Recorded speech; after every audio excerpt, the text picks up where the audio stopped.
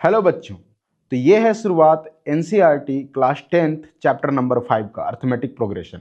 काफ़ी important lecture है बच्चों, काफ़ी इंपॉर्टेंट चैप्टर है। इस चैप्टर से बोर्ड एग्जाम में 7 मार्क्स से भी ऊपर के क्वेश्चंस आते हैं, यानी कि लगभग 2 से 3 एमसीक्यूज पूछे जाते हैं और एक आध 5 नंबर में भी क्वेश्चन आ जाते हैं।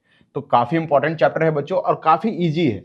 आप देखेंगे कि इसके क्वेश्चंस आसानी से सॉल्व हो जाते हैं। तो देखते हैं बच्चों, समझते हैं कि अर्थमेटिक प्रोग्रेशन आखिर है क्या। देखिए, आप कुछ नंबर अगर मैं लिखूं यहाँ पर 1 2 3 4 और ये ऐसे चलता जाए, या फिर मैं लिखूं 1 1 1 1 और ऐसे चलता जाए, या फिर लिखूं मैं 3 6 9 और इस तरह से आगे बढ़ता जाए, या फिर लिखूं मैं -1 -1.5 -2 -2.5 एंड सो ऑन। तो आप देखेंगे बच्चों कि जब इसको गौर से स्टडी करेंगे, इन नंबर्स को, इन नंबर के सीक्वेंस को, तो आपको पता चलेगा कुछ ना कुछ यहाँ पर कुछ सिमिलैरिटी आपको दिखने को मिलेगा, कुछ ना कुछ आपको पैटर्न देखने को मिलेगा। ठीक है, देखिए यहाँ पर कि ये जो नंबर है 1 2 3 4, यहाँ पर हमें यह दिखाई दे रहा है कि हर एक नंबर एक पहले वाले से एक ज़्यादा है। यहाँ पर आपको ये दिखाई दे रहा है कि हर एक नंबर सेम ही है, यानी कि अगर हर एक नंबर में हम 0 ऐड करें तो सेम ही नंबर आपको मिल जाएगा। यहाँ पर आपको ये दिखा रहा है कि हर एक नंबर आगे वाले नंबर से 3 छोटा है, या यूँ कह लें कि आगे वाले नंबर पहले वाले नंबर से 3 बड़ा है। तो इस तरह से जो सीक्वेंस रहते हैं बच्चों, है ना, तो इसको हम लोग कहते हैं एपी, यानी कि अर्थमेटिक प्रोग्रेशन। कुछ कुछ आपको समझ में आ रहा होगा कि एक तरह से एक हम बोल सकते हैं कि एक सीक्वेंस है जहां पर हर एक जो आगे का नंबर है उसमें वो कब हमें ऑब्टेन होता है, वो हमें तब मिलता है जब हम प्रीवियस नंबर में कुछ ना कुछ फिक्स नंबर ऐड करते हैं। जैसे कि यहाँ पर देखिए कि 1 में हमने 1 ऐड किया तो हमें 2 मिला, 2 में हमने 1 ऐड किया तो हमें 3 मिला, 3 में हमने 1 ऐड किया तो हमें 4 मिला। यहाँ पर 1 में हमने 0 ऐड किया तो हमें 1 मिला, फिर 1 में हमने 0 ऐड किया तो 1 मिला। तो आपको यहाँ से पता चल रहा होगा कि यहाँ पर हर एक नंबर जो आगे वाला नंबर है वो प्रीवियस नंबर में कुछ एक फिक्स नंबर को जोड़ने के कारण वो हमें मिल रहा है। ठीक है, इसी सीक्वेंस को बच्चों, ये खास सीक्वेंस को हम लोग एपी कहते हैं, यानी अर्थमेटिक प्रोग्रेशन कहते हैं। ठीक है, अब यहाँ पर जो सीक्वेंस में जो ये डिजिट्स दे रखे हैं बच्चों, इन डिजिट्स को हम लोग क्या नाम देते हैं? इनको हम टर्म नाम देते हैं। क्या नाम देते हैं? टर्म नाम देंगे इसको। ठीक है, और ये जो फिक्स नंबर इसमें जुड़ रहे थे बच्चों, उसको हम लोग बोलते हैं कॉमन डिफरेंस। क्या बोलते हैं? Common difference. आगे हम इसकी चर्चा करेंगे। इसको बोलते हैं कॉमन डिफरेंस, और कॉमन डिफरेंस को बच्चों हम लोग स्मॉल डी से डिनोट करते हैं। स्मॉल डी से डिनोट करेंगे कॉमन डिफरेंस को। यहां पर बताइए कि क्या है यहाँ पे कॉमन डिफरेंस, यानी कि पहले वाले नंबर में हम क्या ऐड कर रहे हैं कि हमें नेक्स्ट वाला नंबर मिल रहा है। तो देखिए -1 है, -1 में अगर -0.5 कीजिएगा तो हमें क्या मिलेगा? -1.5। फिर -1.5 में बच्चों आप -0.5 कीजिएगा तो क्या मिलेगा आपको? -2। तो यहाँ पर कॉमन डिफरेंस क्या होगा? -0.5। इसी तरह से ये सीक्वेंस आगे बढ़ता जाएगा। तो ऐसे जो पैटर्न हमें मिलते हैं जहां पर आपको एक कॉमन डिफरेंस मिले बच्चों, एक फिक्स नंबर मिले जो कि पहले वाले नंबर में ऐड करके सक्सेसिव नंबर हमें, नेक्स्ट नंबर हमें दे दे, तो वैसे सीक्वेंस को हम लोग अर्थमेटिक प्रोग्रेशन कहते हैं। अब इसका डेफिनेशन देखते हैं बच्चों। देखिए, इसका डेफिनेशन बुक में आपको क्या दे रखा है, आपको समझ में आएगा कि क्या दे रखा है। एन अर्थमेटिक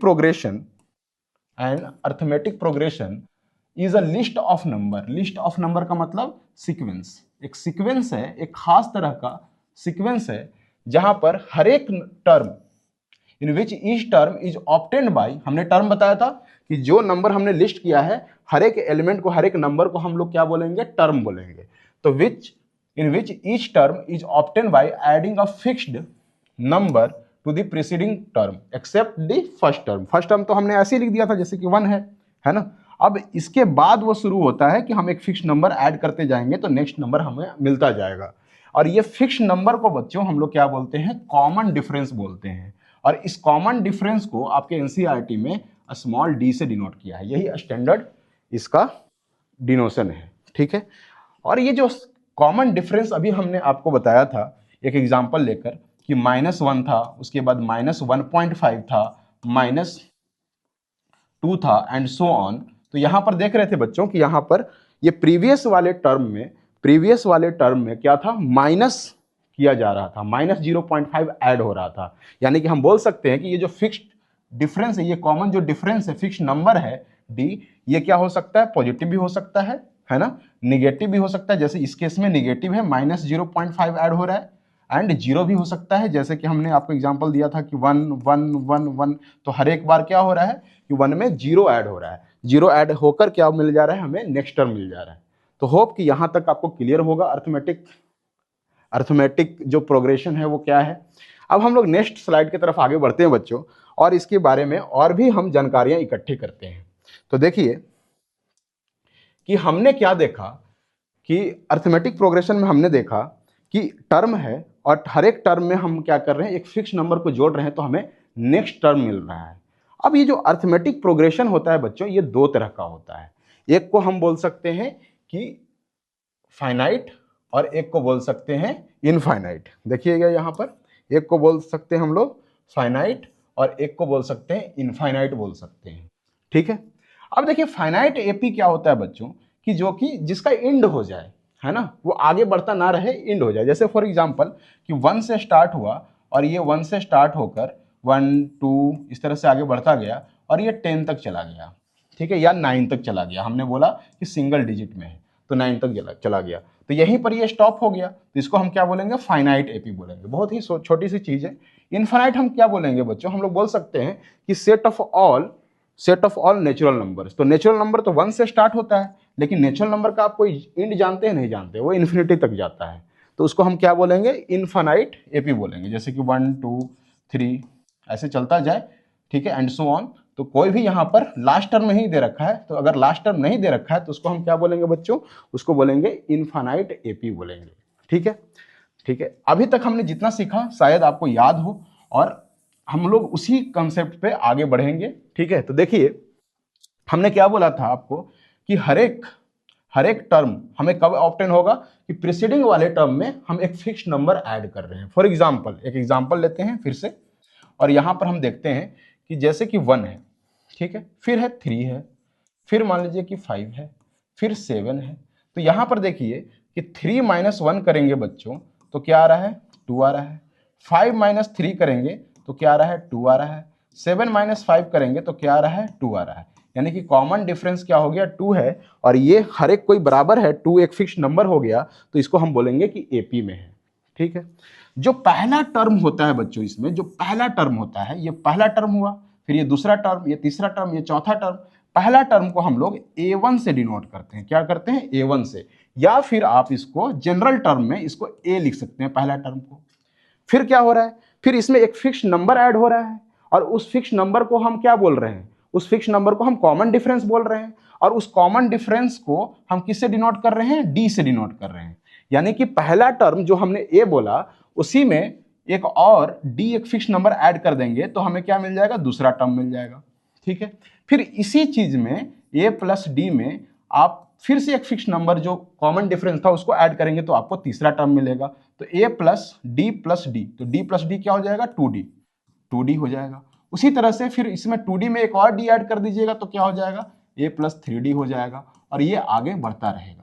तो इसी को बोल देते हैं, ये जो फॉर्म है एपी का, इसी फॉर्म को हम बोल देते हैं general form of an AP. ठीक है, बड़ा ही सिंपल है कि पहला टर्म है, उसमें हमने जो कॉमन डिफरेंस है, जो फिक्स नंबर है, उसको ऐड किया। फिर जो आगे वाला नंबर प्रीसीडिंग नंबर में ही हमें ऐड करना होता है, तो ये जो प्रीसीडिंग नंबर है a + d, इसी में एक और डी ऐड कर दिया तो a + 2d हो गया। फिर इसमें एक और डी ऐड करोगे तो a + 3d हो जाएगा। और ये जो फॉर्म आता है बच्चों, इस फॉर्म को हम लोग कहते हैं कि एपी का जनरल फॉर्म आ गया। ठीक है, a + d, a + 2d, a + 3d and so on, this is known as general form of an AP. Hope कि आपको समझ में आ गया होगा। अब हम कुछ इसके एग्जाम्पल्स करेंगे बच्चों, और देखेंगे कि हम इसके एक्सरसाइज में जब जाने से पहले ये जो एग्जाम्पल करेंगे कि किस तरह से सॉल्व कर सकते हैं। फिर आप लोग अपने घर पर भी उस एग्जाम्पल को, आई थिंक 5.1 है, 5.1 को सॉल्व कीजिएगा, और नेक्स्ट लेक्चर में मैं 5.1 लेकर आऊंगा। यहाँ पर मैं कुछ एग्जाम्पल से आपको यहाँ समझाने की कोशिश करता हूँ। देखिए तो पहला क्वेश्चन है कि फॉर दी एपी, ये ऑलरेडी आपको दे रखा है कि ये क्या है, ये जो सीक्वेंस है ये एपी है, अर्थमेटिक प्रोग्रेशन है, ठीक है। राइट दी फर्स्ट टर्म, आपको क्या लिखना है, फर्स्ट टर्म लिखना है। तो मुझे बताइए फर्स्ट टर्म क्या होगा, जो पहला टर्म है, ये जो पहला नंबर है, यही इसका क्या बन जाएगा, फर्स्ट टर्म। तो ए इक्वल टू क्या हो जाएगा बच्चों, 3/2 हो जाएगा, ठीक है। फिर क्या बोला है कि कॉमन डिफरेंस आप बताइए डी। तो कॉमन डिफरेंस क्या होता था कि आगे वाले नंबर को से पीछे वाले नंबर को घटा दीजिए, जस्ट कॉन्जिक्यूटिव होना चाहिए, लगातार होना चाहिए। तो इसका जस्ट बगल वाला नंबर जो है, इससे आप क्या कीजिए, इसको पहले वाले को घटा दीजिए, कि कोई भी आप ले लीजिए, ये और ये ले लीजिए, ये और ये ले लीजिए। क्योंकि यहां पर ऑलरेडी एपी में दे रखा है तो सारे टर्म को घटाने की जरूरत नहीं है, ठीक है। तो यहां पर हम क्या करेंगे, डी निकालने के लिए 1/2 माइनस 3/2। तो यहां पर क्या देखिए, एलसीएम 2, 1 माइनस 3 क्या हो जाता है, -2/2। -2/2 अगर करेंगे बच्चों तो क्या आ जाएगा, यहां से -1 आ जाएगा। तो -1 हमारे पास क्या आ जाएगा कि यही हमारा कॉमन डिफरेंस बन गया, ठीक है। क्या किया हमने कि जस्ट आगे वाले नंबर से पिछले वाले नंबर को हमने माइनस कर दिया, यही हमारा क्या बन जाता है, कॉमन डिफरेंस। यहां से एक और चीज सीख सकते हैं बच्चों हम लोग, कि देखिए कि मैंने क्या बताया था आपको कि पहला टर्म होता है उसको ए या A1 से डिनोट करते हैं, दूसरा टर्म जो होता है A2 से डिनोट करते हैं, तीसरा टर्म होता है A3 से डिनोट करते हैं। तो हम लोग एंड सो ऑन ऐसा चलता जाएगा। तो हम लोग ये भी तो बोल सकते हैं ना कि A2 माइनस A1 या फिर A3 माइनस A2, ये दोनों क्या होगा, डी के बराबर होगा। या इसी तरह से हम लोग क्या बोल सकते हैं, A4 माइनस A3, ये क्या होगा, डी के बराबर होगा। इसी तरह से आगे चलता जाएगा। तो मैं इसको अगर जनरल फॉर्म में लिखना चाहूं तो क्या इस तरह से लिख सकता हूं, क्या देखिएगा आप कि क्या मैं इसको इस तरह से लिख सकता हूं कि डी बराबर क्या होता है, जस्ट आगे वाला नंबर। तो जस्ट आगे वाला जो टर्म है ए, उसको मैंने बोल दिया k+1, ठीक है, और माइनस ए के। तो k और k+1 ये लगातार दो नंबर हैं। तो जो आगे वाला नंबर है उससे जस्ट पहले वाले नंबर को माइनस कर दो तो क्या आ जाएगा, कॉमन डिफरेंस आ जाएगा। तो ये आप याद रखिएगा, k क्या है, जो टर्म है ना, k क्या है, टर्म है। जैसे कि पहला और ये दूसरा, तो हम बोल सकते हैं ना कि यहाँ पर k की जगह पर अगर आप 1 रखेंगे तो 1 + 1 क्या हो जाएगा, 2 हो जाएगा। तो मैं बोल सकता हूं कि A2 माइनस A1 क्या होगा, कॉमन डिफरेंस होगा। उसी तरह से अगर मान लो कि आपने k की जगह पर 2 रखा, तो k अगर 2 है तो यहां पर तो A2 होगा। तो यहां से किससे माइनस करना पड़ेगा, 2 + 1 A3 से माइनस करना पड़ेगा। होप कि ये जनरल फॉर्म भी आपको समझ में आ रहा है। और यहां से इसको याद भी रखिए, कभी कभी ना असर्शन रीजन में इस तरह से क्वेश्चन आ जाते हैं, ठीक है। नेक्स्ट क्वेश्चन की तरफ आगे बढ़ते हैं, नेक्स्ट एग्जाम्पल की तरफ। एनसीईआरटी का एग्जाम्पल है, देखिए देखिए। अब यहां पर जो पहला वाला क्वेश्चन था वहां पर ऑलरेडी दे रखा था कि वो एपी में है, लेकिन यहां पर हमें क्या दे रखा है कि हमें पहचानना है कि ये एपी में है कि नहीं है। देखिए, which of the following list of numbers form an AP, कौन सा यहां पर एपी फॉर्म कर रहा है। If they form an AP right the next 2 terms, अगर वो एपी फॉर्म कर रहा है तो नेक्स्ट 2 टर्म आप लिखिए यहां पर। देखिए पहला वाला मैं करता हूं, तो यहां पर क्या है, 4 है, फिर 10 है, फिर 16 है, और फिर 22 है, और आगे बढ़ता जा रहा है। ये क्या है, इन्फानाइट एपी है, क्योंकि यहाँ पे लास्ट टर्म नहीं दे रखा है। देखिए, तो हम कॉमन डिफरेंस क्या देखते हैं, एपी कब होगा, जब कॉमन डिफरेंस आ जाए तब एपी होगा। ये नेसेसरी कंडीशन है एपी के लिए कि एक कॉमन डिफरेंस आना चाहिए। तो देखिए यहाँ पर A2 कितना है बच्चों, 10 है। तो A2 माइनस A1 करेंगे तो क्या होगा, 10 माइनस 4, ठीक है, क्या आ गया, 6 आ गया। फिर A3 माइनस A2 करना होगा, जस्ट अगल बगल वाले नंबर को हमें माइनस करना होता है। तो A3 माइनस A2 करेंगे तो क्या हो जाएगा, 16 माइनस 10 करेंगे तो ये भी 6 आ जा रहा है। अच्छा, फिर A4 माइनस A3 कर लीजिए तो क्या होगा, 22 माइनस 16 इक्वल टू 6। देखिए ये सारे बराबर आ रहे हैं, तो हम क्या बोलेंगे कि हाँ कि ये एपी में है। हम लोग क्या वो लिखेंगे कि since A2 minus A1 equal to A3 minus A2 equal to A4 minus A3 equal to 6, so this is in AP. और अगर ये एपी में है तो बोला कि नेक्स्ट 2 टर्म लिखिए। तो आप क्या कीजिएगा, इसी में 6 और जोड़ दीजिए तो क्या हो जाएगा, 28 हो जाएगा, ठीक है। फिर इसमें और 6 जोड़ दीजिए तो क्या हो जाएगा, 34 हो जाएगा। तो नेक्स्ट 2 टर्म ये हो गया, ठीक है। नेक्स्ट हम क्वेश्चन की तरफ आगे बढ़ते हैं। नेक्स्ट एग्जाम्पल देखिए, आप लोग भी इसको सॉल्व कीजिए, समझ में आ जाएगा। क्या है, 1 है, फिर -1 है, फिर -3 है, फिर -5 है और आगे बढ़ता गया है। तो देखिए यहाँ पर a2 -a1 करेंगे बच्चों, तो -1 और -1, ठीक है, -1 और यहाँ पे -1 क्या हो जाएगा, -2। फिर a3 -a2 करेंगे बच्चों, a3 कितना है, -3, फिर माइनस और -1, ठीक है। तो -3 और माइनस माइनस प्लस, -3 +1 क्या हो जाएगा, -2 आएगा। वाह, दोनों सेम आ गया। फिर हम लोग a4 -a3 करेंगे, तो a4 कितना है, -5 और -3, तो यहाँ पर -5 और +3 आ जा रहा है, फिर से -2। तो यहाँ भी देखिए सारे सेम आए हैं, तो क्या बोलेंगे कि ये भी किसमें है, ये भी एपी में है। और यहाँ पे कॉमन डिफरेंस क्या हो गया, -2 इज द कॉमन डिफरेंस।